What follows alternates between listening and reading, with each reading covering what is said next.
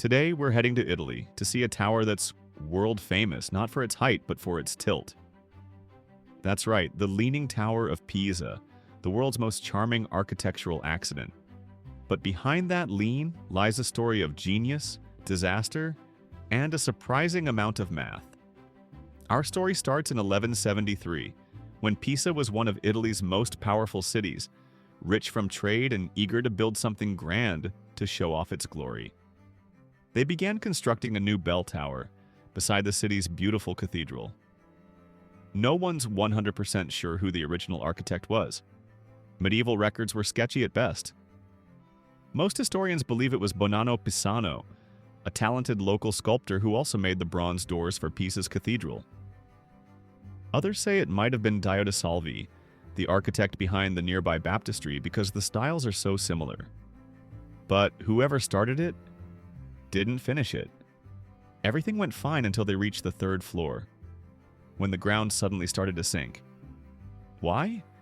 Because the soil beneath Pisa is soft, a squishy mix of clay, sand, and shells. Great for vineyards, terrible for 14,500 tons of marble. So, construction stopped for almost 100 years, also because of wars between Pisa and its neighbors. That pause? Ironically, it saved the tower. The ground settled during that century, preventing it from collapsing completely. When building resumed in 1272, a new architect, Giovanni di Simona, took over. He tried to fix the lean by building the upper floors taller on one side, but that only made it curve like a banana. Finally, in 1360, Tommaso Pisano completed the bell chamber, almost 200 years after it all began. So, the Leaning Tower wasn't just the work of one genius. It was a multi-generational group project, with a built-in mistake. The Leaning Tower of Pisa, or Torre Pendente di Pisa, stands about 56 meters tall depending on where you measure.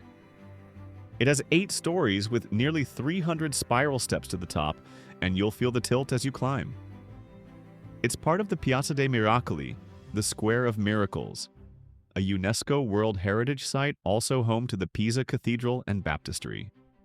Now, here's a story that sounds straight out of a science legend. It's said that Galileo Galilei, Pisa's most famous son, climbed this very tower to drop 2 cannonballs of different weights, proving that gravity pulls all objects equally. Historians aren't sure if it really happened, but the tale is so good that the tower has become a symbol of physics itself. By the 1990s, things were getting scary. The tilt had reached 5.5 degrees, and experts feared it could collapse at any moment. A massive stabilization project began. Engineers carefully removed soil from underneath the higher side, added counterweights, and straightened it just enough to make it safe.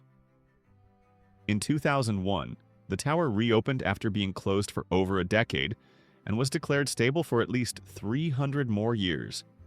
It still leans, but now it's officially safe, the perfect balance between disaster and design.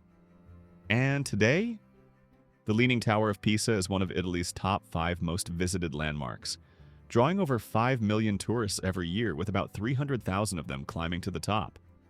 And fun facts: engineers estimate that the tower's lean increases or decreases slightly every year depending on temperature and rainfall.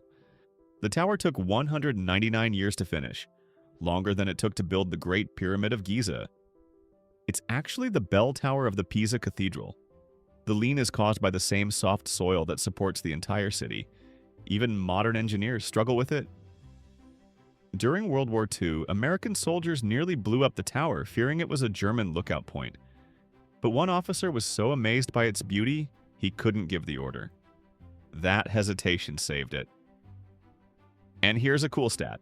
The Leaning Tower of Pisa appears in over 250 movies, shows, and travel ads worldwide. Talk about star power!